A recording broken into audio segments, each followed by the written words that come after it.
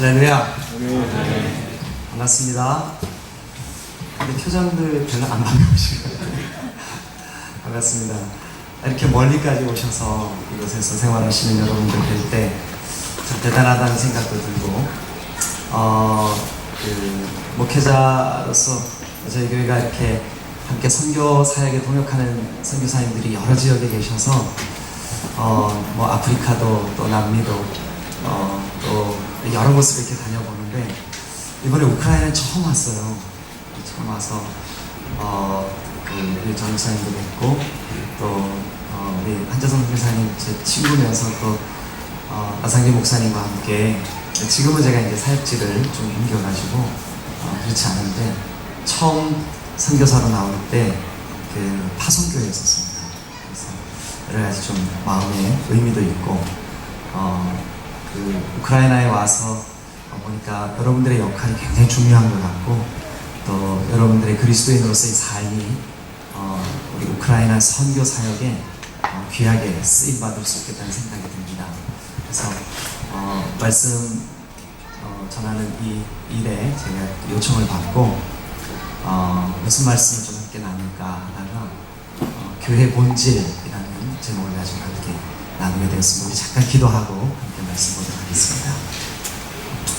좋으신 하나님, 우리 귀한 우크라이나의 사랑하는 귀한 지체들 함께 교회로 지어지게 하시고 또 함께 이렇게 말씀으로 은혜 받고 그리스도의 거룩하신 지체 되게 하시고 또 일꾼 되게 하시고 또 함께 이 복음 전도에 쓰임 받게 하시니 감사합니다. 오늘 이 예배 가운데 주님 말씀하여 주시고 또 우리 모두에게 주님께서 은혜를 베푸시는 시간이 되게 하여 주옵소서. 감사드리며 예수님의 이름으로 기도하여 사옵나이다.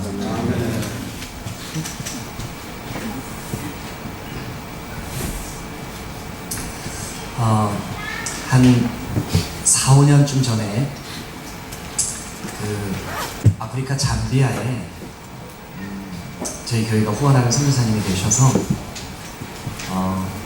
거기를 방문한 적이 있었습니다. 그곳에서 이제 선교사님이 이제 안내를 받아서 이곳저곳을 이렇게 돌아보다가 한참 이렇게 뚜껑 없는 집차를 타고 이렇게 아주 경치가 좋은 곳을 이렇게 달리고 있는데 어떤 새가 길가에서 뭐를 열심히 이렇게 쪼고 있는 거예요. 우리 일행이 차를 타고 가다가 잠깐 거기 멈출 일이 있어서 잠깐 멈췄는데 도망가지 않고 계속 새가 쪼고 있는 거예요.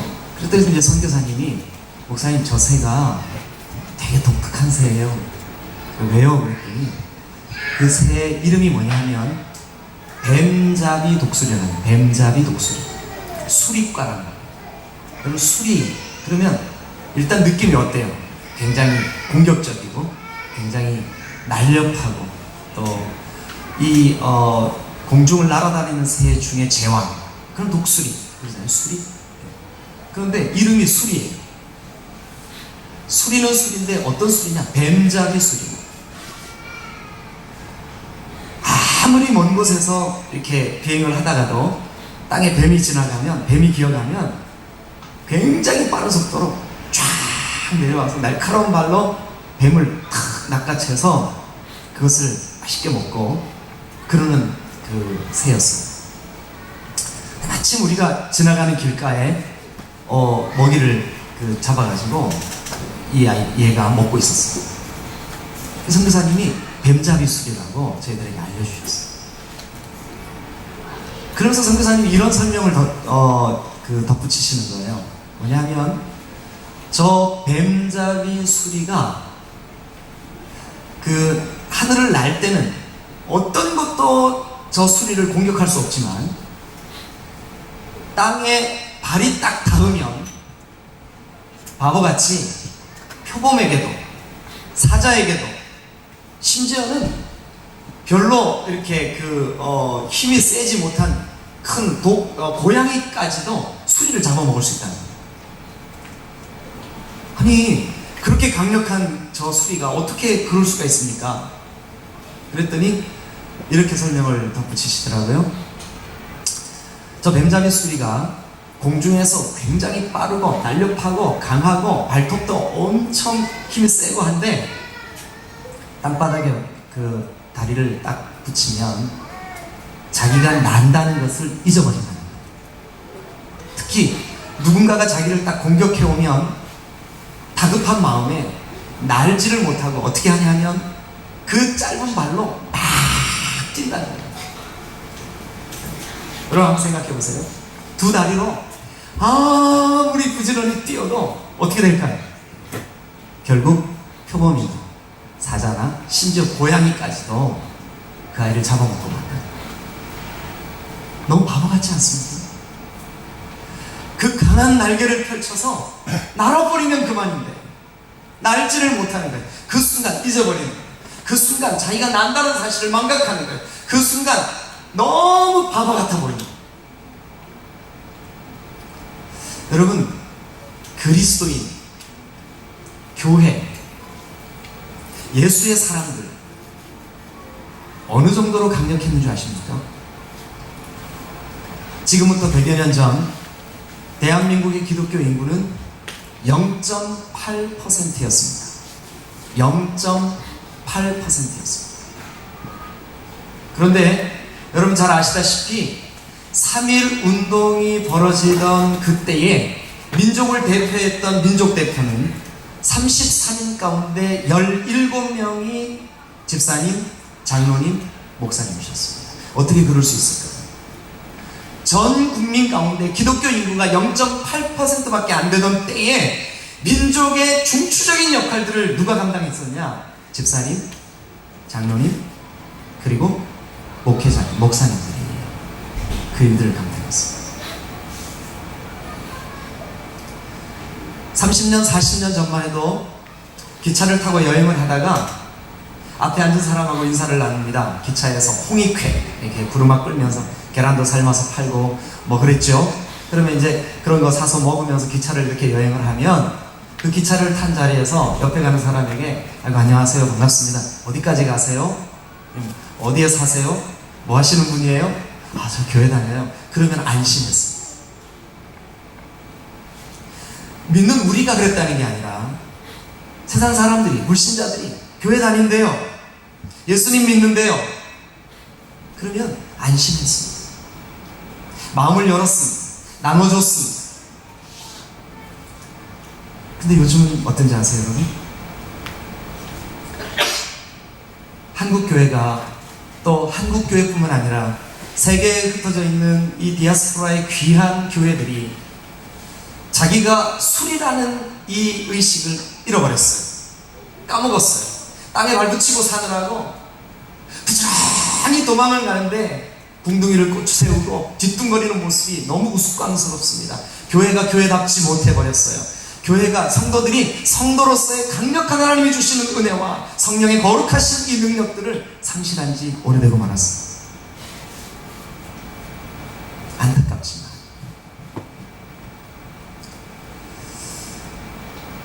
여러분, 우리가 누굽니까? 교회가 뭡니까? 예수 믿는다는 것이 무엇입니까? 여기에 대한 본질적인 질문. 제목이 약간 어색하긴 하지만 그래서 저는 이렇게 여러분들과 함께 말씀을 나누려고 해요. 교회.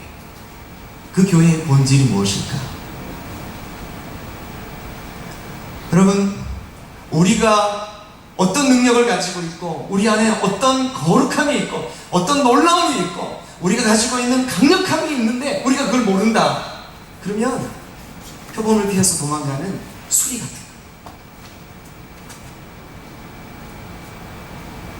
그래서 저는 오늘 여러분들과 함께 이 사도행전 2장, 사도행전 2장은 교회의 출발입니다. 교회가 처음 시작될 때, 여러분 특별히 신약에서의 교회의 시작점을 이 마가다락방의 성령의 거룩한 임재, 이 사건으로부터 시작을 합니다. 그 본문이 바로 오늘 2장입니다. 이 본문 안에 저는 한 절만 여러분들에게 함께 이렇게 나누었지만 이 42절을 중심으로 앞뒤 문맥이 초대교회의 신앙생활하는 모습입니다. 아니, 우리의 본질적인 능력을, 우리의 본질적인 아이덴티티를 찾을 수 있는, 회복할 수 있는 좋은 본문이라고 생각을 합니다. 왜냐하면 첫 모습이니까요. 그래서 여러분들과 함께 이 말씀을 나누면서 목회자로서 저도 내가 우리 교회를 목회하는, 제가 두고 온 잠시 떠나 있는 그 담임 목회를 하고 있는 충주 비전교회가 과연 이 본질적인 우리의 이 정체성에 합당한 교회인가? 또 제가 우연히 이곳에 왔다 할지라도 이 교회는 어떤가 한번 진단해 볼 수 있는 그런 기회가 되시기를 주님의 이름으로 축원합니다. 우리 함께 이 본문을 한 번만 더 같이 읽죠. 42절입니다. 좀 띄워주시면 고맙겠습니다. 2장 42절 다 같이 큰 목소리를 읽겠습니다. 시작. 그들이 사도의 가르침을 받아 서로 교제하고 떡을 떼며 오로지 기도하기를 힘쓰니라. 짧은 구절이죠. 그런데 결코 짧지 않은 구절입니다. 아주 심플하고 간단하죠. 그러나 결코 간단한 메시지가 아닙니다. 왜냐하면 이것은 우리의 본질적인, 우리의 정체성을 나타내는, 그리고 교회가 처음 시작될 때 교회는 이런 곳이야, 교회는 이렇게 하는 곳이야, 교회는 이래서 모이는 곳이야 라고 하는 그 처음 본보기, 그 모델이 될 수 있는 구절이기 때문에 이 구절은 우리가 그냥 가볍게 암송하고 지나갈 만한 그런 구절이 아닙니다. 진지하게 고민하고, 그리고 한번 연구해보고, 그리고 우리가 잃어버린 모습이 무엇인지, 우리가 혹시 머리를 땅에 쳐박고 지금 먹고 사는 그 먹이에만 급급해하는 뱀잡이 독수리는 아닌지 생각해볼 만한 그런 구절이라고 확신합니다. 저는 이 말씀을 통해서 여러분들에게 한 4가지 정도, 교회가, 아니 처음 교회가 가지고 있었던 그들의 신앙의 본질을 여러분들에게 좀 나누기를 원합니다. 첫 번째, 여기 본문에 보니까 이렇게 시작을 합니다. 그들이 교회입니다. 교회 공동체가 뭐를 했냐면 사도의 가르침을 받아, 이렇게 말씀하고 있습니다. 사도의 가르침을 받아. 사도의 가르침을 받아 라고 할 때 이 가르침을 받은 내용이 사실은 이 문맥 안에 있습니다. 2장이라고 하는, 사도행전 2장에 성령의 임재가 있고 그 이후에 사도들이 이런 내용을 가르쳐서 그 내용이 이들에게 이런 능력을 행사하게 되었고 이런 모습으로 교회가 교회되었다라고 하는 것이 앞 문장에, 앞 문맥에 소상히 소개되고 있습니다. 저는 오늘 이 짧은 시간에 그 내용을 다 말씀드릴 수는 없고, 여러분 우리 한번 2장 36절을 한번 가보겠습니다. 2장 36절.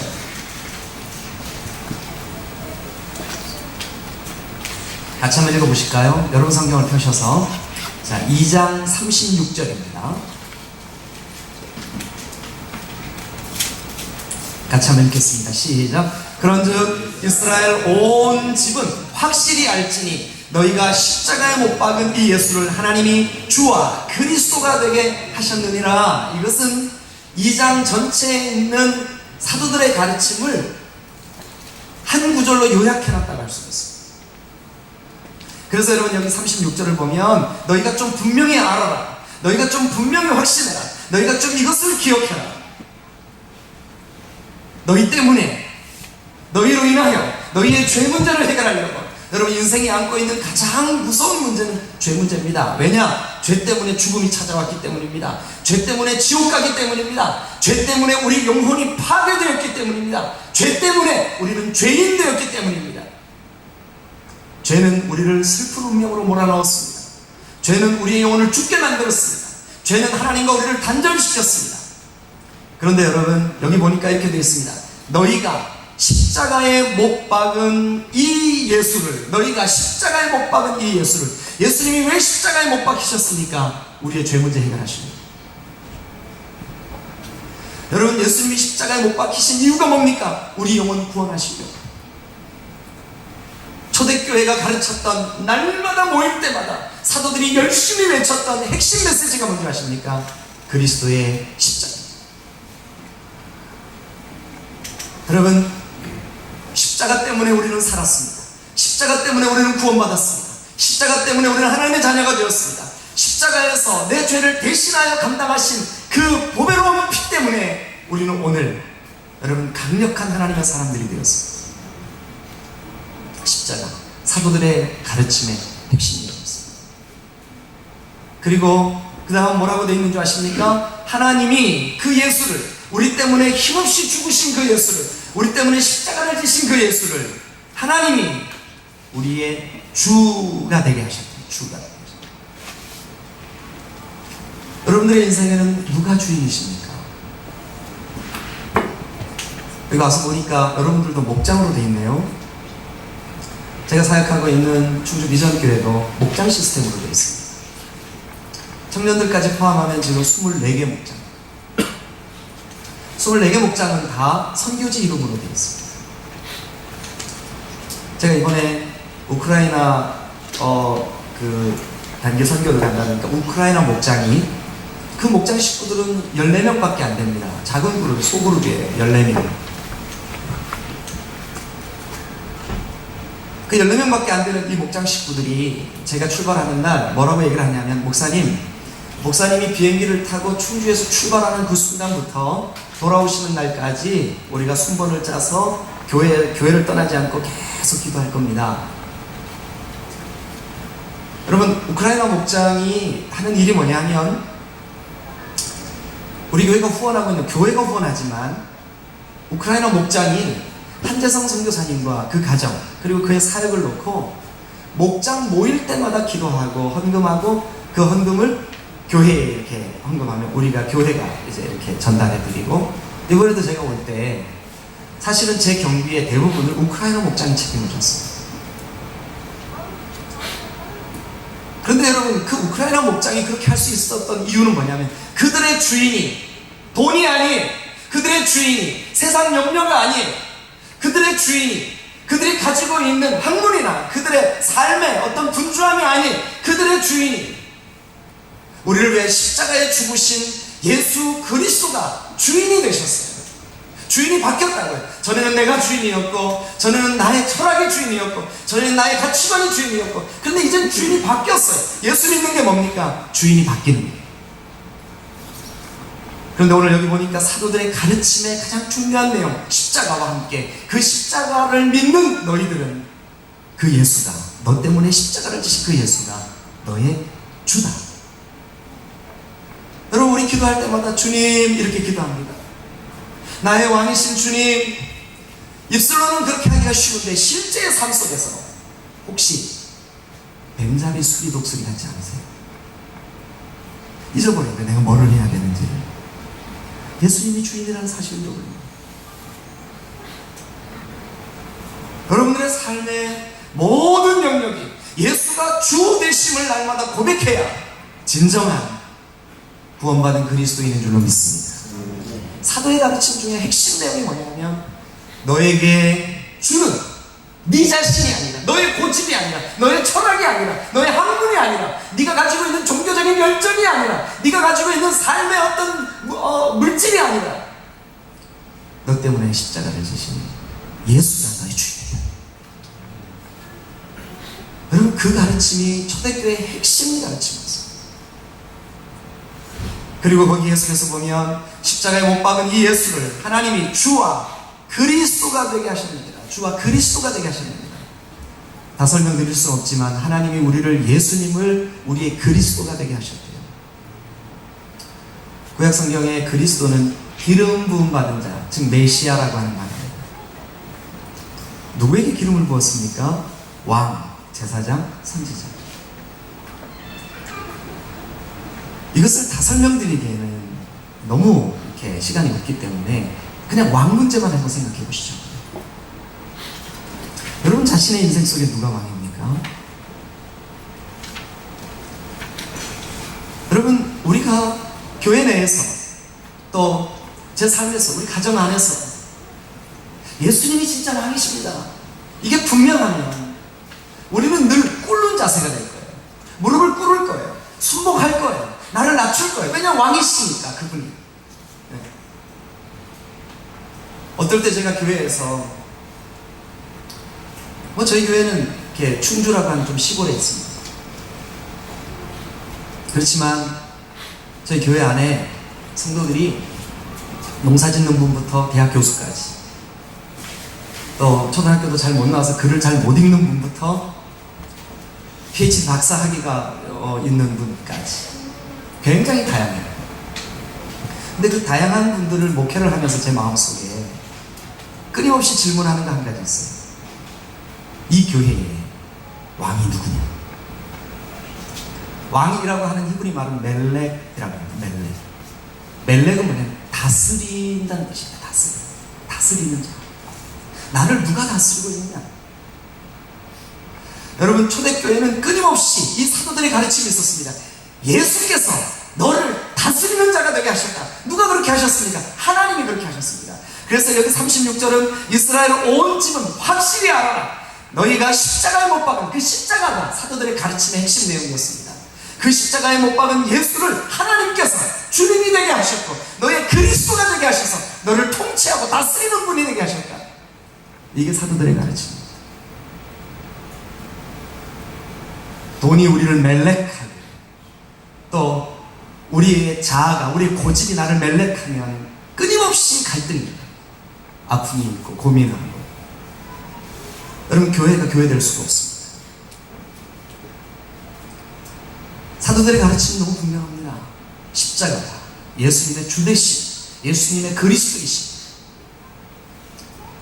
여러분, 이 신앙 고백만 우리 안에 분명하다면 우리가 어느 정도로 강력해지는 줄 아십니까? 초대교회 성도들이 극심한 환난과 핍박을 당합니다. 로마의 군인들이, 그리고 그 당시 이스라엘의 종교 지도자들이 그들을 핍박하고 옥에 가두고 맹수에 뜯겨 먹히게 하고, 그런데 눈 하나 깜짝하지 아니하고 오직 주님의 그 주대심 앞에서 얼마나 담대해야 돼요. 최근에 한국에서 일사각오라는 영화가 나왔습니다. 주기철 목사님의 순교 장면을 그린 영화입니다. 우리 교회가 극장을 통째로 다 빌려버렸어요. 돈 안 받을 테니까 성도들 다 가서 가. 어린 아이서부터 어른들까지. 주기철 목사님의 그 막내 아들 주선민인가요? 그 장로님 지금도 살아계시죠. 그분이 하신 말씀 중에 제 기억에 오래 남는 게 뭐냐면, 우리 아버지가 마지막 감옥에 들어가시기 전에 어머니가 대화 나누는데 자기 지금도 기억이 납니다. 여보, 나 무서워. 사모님이 무릎베개를 하고 자기 남편인 주기철 목사님을 머리를 쓰다듬어 드리면서 이렇게 말했대요. 목사님, 저도 두렵습니다. 그러나 목사님이 순교 당하셔야 할 명백한 이유는 목사님 안에 주 예수 그리스도가 계십니다. 힘내십시오. 그 주장로님의 말씀에 우리 아버지 주기철 장로님, 주기철 목사님 영미 아니라는 거예요. 너무 평범한, 우리와 똑같은. 여보, 나 무서워. 여보, 나 무서워. 우리가 알기로는 그분은 여러분 모판 위를 걸었던 강력한 주의 종이었고, 그 순교 앞에서 눈 하나 깜짝하지 않고 한국교회의 신사참배를 가로막았던 강력한 리더 중의 리더라고 생각하잖아요. 근데 인간적으로 그분은 여보, 나 무서워. 여러분, 저와 여러분들과 주기철 목사님이 다른 게 아무것도 없어요. 초대교회 성도들과 우리가 다른 게 아무것도 없다고요. 단지 사도들의 가르침, 즉 십자가와 주 예수님의 주되심과 그리고 하나님이 그 주 예수 그리스도를 우리의 그리스도로 세우셨다는 이 분명한 확신이 우리 안에 있느냐 없느냐의 차이일 뿐이에요. 이 가르침이 사랑하는 귀한 교회 안에 끊임없이 이루어지기를 주님의 이름으로 축원합니다. 이거 없으면 우리도요, 뱀잡이 수리도수밖에 안 돼요. 우리도 창피하게 궁둥이 치켜들고 짧은 다리로 뒤뚱거리면서 도망쳐야만 합니다. 여러분, 우리는 그런 존재들이 아닙니다. 푸른 창공을 날며 먼 곳에 있는 먹잇감이 여러분 우리 눈에 확연하게 들어오고 악한 사탄 마귀의 세력을 향하여 강력하게 공격할 수 있는 그 영적인 능력이 여러분 속에 있으시기를 주님의 이름으로 축원합니다. 할렐루야. 두 번째, 사도들의 가르침을 받아 그 다음에 뭐라고 되어 있나요? 여기 보니까 이렇게 되어 있습니다. 서로 교제하고, 서로 교제하고. 여러분, 그 서로 교제한 이야기는 후반부에 있는 문맥 안에 정확하게 그려져 있습니다. 사람마다 두려워하는데 사도들로 말미암아 기사와 표적이 많이 나타나고 믿는 사람들이 다 함께 있고 모든 물건을 서로 통용하고 재산과 소유를 팔아 각 사람의 필요를 따라 나눠주고. 어떻게 이런 일이 있을 수 있나요? 아니 어떻게 사람들이 모여서 믿는 사람들이 같이 있고 물건을 다 서로 통용하고 네 물건 내 물건 그런 거 뭐 나누지 않고 다 서로 통용하고 자기 재산을 팔아가지고 아낌없이 내어주고. 우리 교회 목장 가운데 판판가 목장이라고 있어요. 판판가 목장. 선교지의 지역 이름이 판판가예요. 그래서 판판가 목장.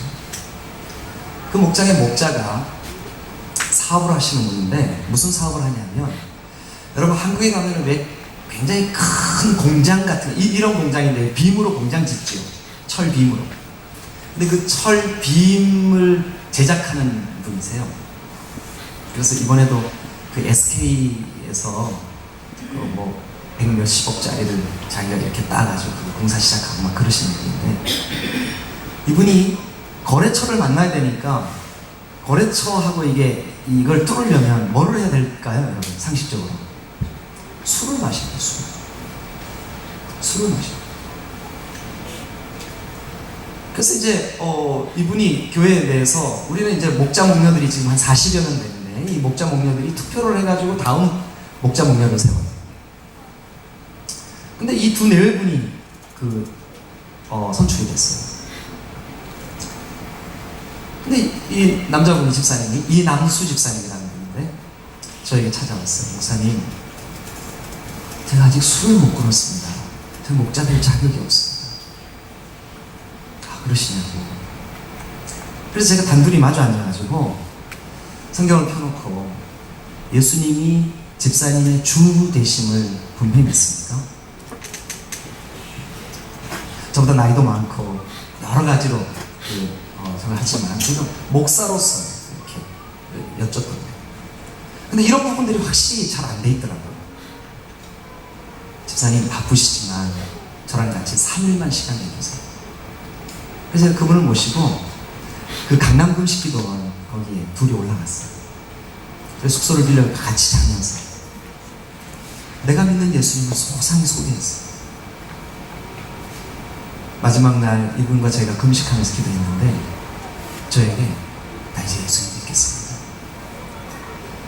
그분은 교회 나온 지 40년쯤 된 사람이에요. 40년 동안 예수님을 안 믿었던 거예요. 교회는 출석했지만 예수님을 못 만나는 거예요. 근데 그날 그 기도원에서 예수님을 만나는 사건이 있었어요. 그럼 이분이 목자가 돼서 지금 목자 된 지 한 1년 2개월 정도 지났거든요. 그 목장이, 제가 그 목장을 처음 신설할 때 8명으로 시작했습니다. 지금 18명입니다.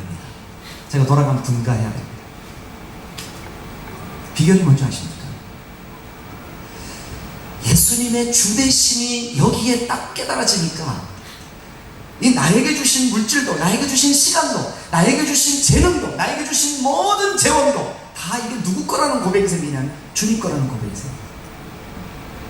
나누는데 어려움이 없는 거예요. 그러기 전에는 이분은요 굉장히 물질적인 사람이었었어요.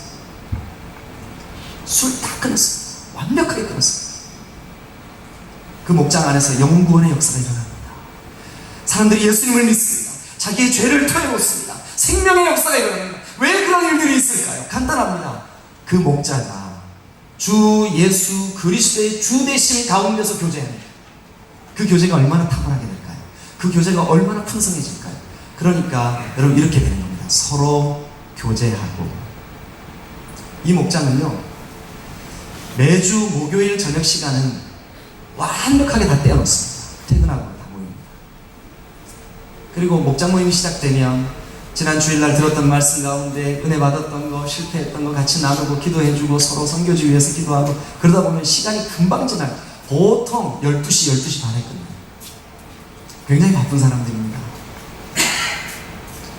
주일날 오후가 되면 예배 다 마치고 다 성도들 집에 돌아가는데 이 목장은 안 돌아가요. 집에 안 가요. 목장 식구들과 교제하는 게 너무 재미있네요. 같이 커피숍에 가고 대화 나누고 어려운 가정 있으면 같이 상담하고 기도하고 주님의 주되심을 다시 회복시켜주고 같이 그것을 또 점검하고. 여러분, 우리가 어느 곳에 있든지 주 예수 그리스도의 주되심이 있는 사람들 안에서의 교제는 이룰 수 있습니다. 가능합니다. 왜냐하면 어떤 것도 주 예수님이 나의 주되심을 위협할 수 없기 때문입니다. 서로 교제하고 우크라이나에서 외롭게 사시는 여러분들에게 제가 한 가지 제안합니다. 여러분, 예수 믿으세요. 그냥 이론으로, 그냥 교회 왔다 갔다 하는 걸로 그렇게 믿는 거 말고요. 진짜 그 주님의 십자가, 그 주님의 주되심이, 그 주님이 그리스도이심이 분명하게 여기에 깨달아지고 믿어져서 예수님이 나의 모든 것의 주인 되시는 그 간절한 간증 때문에, 그런 간증을 같이 공유하고 있는 사람들과 더 같이 시간을 보내고 싶고, 그들과 함께 더 눈물로 기도하고 싶고, 그들을 부둥켜 안고 싶고, 그들의 피로를 나눠주고 싶고, 그리고 내 속에 있는 이 주 대신의 복음이 함께 나누어지는 이 교제, 서로 교제하고. 그 다음에 이런 말씀이 있습니다. 떡을 떼며. 이 떡을 떼며에 대해서는 신학자들이 여러 논쟁이 있어요. 떡을 떼며, 이거 교제하는 거다. 근데 앞에 있는 교제하고가 나오기 때문에 이 떡을 떼면은 저는 그렇게 생각합니다. 주의 만찬을 나누는 거라고 생각해요. 그래서 이것을 예배로 이해해도 별 어려움이 없겠구나. 예배. 떡을 떼며. 식탁의 교제는 앞에 서로 교제하고 이미 있잖아요. 그러니까 그 다음에 나오는 떡을 떼면은 교제라기보다는 예배의 의미가 강합니다. 예배. 초대교회 예배는요, 여러분, 사도 바울이 데살로니가에서 새1회, 즉 3주를 예배할 때 아침부터 밤까지 하나님의 말씀 앞에 나갔어요. 아침부터 밤까지. 여러분, 예배의 풍성함이 회복되고, 예배의 풍성함 안에서 주님의 주되심이, 그 복음이 나누어지고, 여러분, 예배의 풍성함 때문에 감격스럽고, 아까 우리 대표기도 하신 집사님의 기도처럼 예배를 통해서 세상을 살 힘이, 에너지가 여기에서 보충되어질 수 있는, 여러분, 그러기 위해서는 분명하게 이 사도들의 가르침 속에 묻어있는 복음의 내용이 확증되어져야 됩니다. 떡을 떼면은 주님을 기념하는 겁니다. 주님의 몸이신 떡을 나누고, 주님의 피, 보혈이신 포도주를 나누며, 주 예수 그리스도가 우리를 위하여 하신 일을 기념하고, 그리고 우리가 혹시 마음을 빼앗기고 뱀잡이 독수리처럼 우리가 힘을 잃어가고 있으면 다시 거기서 회복이 일어나는 예배. 떡을 떼며. 그리고 마지막 네 번째로는 오로지 기도하기를 힘씁니다. 오로지라고 하는 수식어, 무슨 뜻입니까? 오직입니다. 전심으로. 누가가 초대교회를 관찰한 이 내용을 우리에게 기록을 할 때, 여러분, 사도행전은 기도에 전혀 힘쓴다는 표현이 한두 군데가 아닙니다. 여러분, 성경 1장 14절에도 보면 그 모여있는 사람들이 전혀 기도에 힘썼다고 되어 있습니다. 오늘 여기 우리가 보고 있는 2장 말씀에도 여러분, 이 사람들이 전혀 기도에 힘썼다고 되어 있습니다. 3장에는 사도들이 제9시 기도 시간에 성전으로 올라가다가 나면서부터 안전병이 된 사람을 고쳤습니다. 여러분, 이 교회에 야고보가 순교당하고 베드로가 옥에 갇혔을 때 이 성도들은 전혀 기도에 힘썼습니다. 한 가지 간증을 하고 마무리하려고 합니다. 4년 전에 제가, 여러분, 중국 우르무치 혹시 아시죠? 위구르 족속들이 사는 그런 지역, 100만 정도 모이는 그런 도시인데, 거기에 우리 교회 후원 선교사님 계셔가지고 방문을 했습니다. 거기에 대한 아무런 그 정보가 없었어요. 근데 제가 비행기에서 딱 내린 그날이 무슨 날이냐 하면 위구르 자치족 독립운동 1주년 기념일이 있었어요. 무슨 뜻인지 이해가 되시죠? 중국 한족들이 위구르족들을 절대로 독립시킬 수가 없습니다. 왜냐면 거기 기름 나거든요. 미국 땅에. 거기 어마어마한 지하자원이 있습니다. 중국이 절대로 안 놔줍니다. 독립운동을 벌였는데, 언론에는, 우리 한국에도 뉴스에 나왔었는데, 그때요 120명 죽었다고 뉴스에 보도를 했습니다. 아닙니다. 가서 보니까 수천 명이 죽었어요. 근데 거기에 지하교회, 즉 정부가 인정하지 않는 핍박받는 교회 리더들이 지금 여러분 숫자만큼입니다. 이 사람들이 모여서 이 성경을 어떻게 바르게 해석할까? 제가 이제 강해설, 성서 해석학을 전공을 했기 때문에 좀 세미나를 해달라 해가지고 거기 이제 갔어요. 근데 그날이 무슨 날이냐면 자치족 해방운동, 독립운동 한 1주년 기념일이에요. 중국 정부가 공안들이 완전히 초긴장이에요.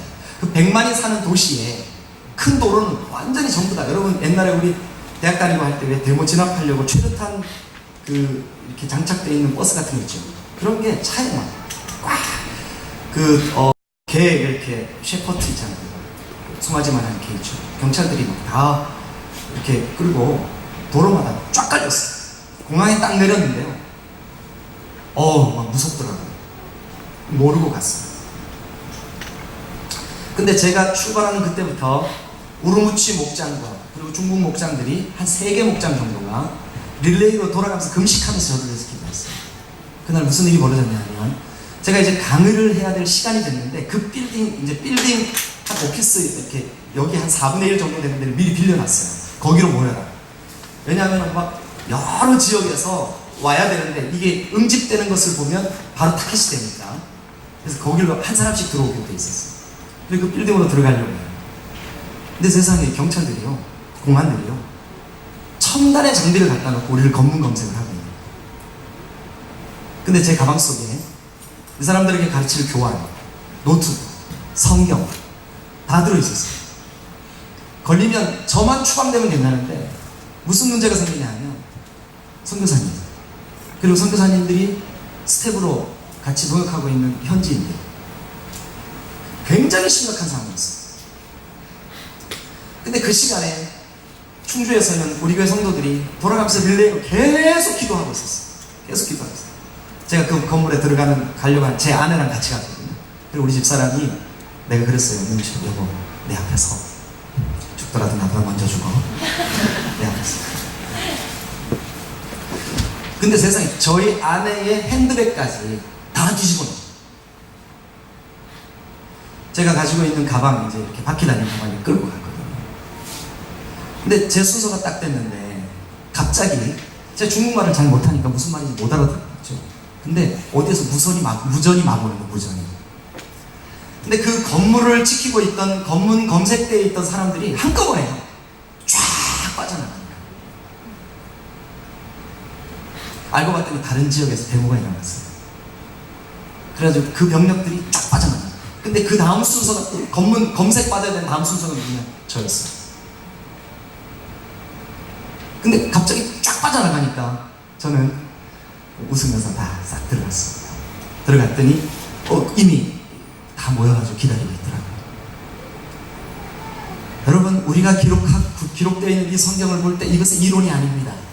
먼 옛날 저 2000년 전 예루살렘에서 있었던 이야기가 아니라 오늘 지금 여기에서 예수님을 주로 고백하는 사람들에게 현장에서 지금 일어나고 있는 일들입니다. 오늘 지금 주님 살아계시는 줄로 믿습니다.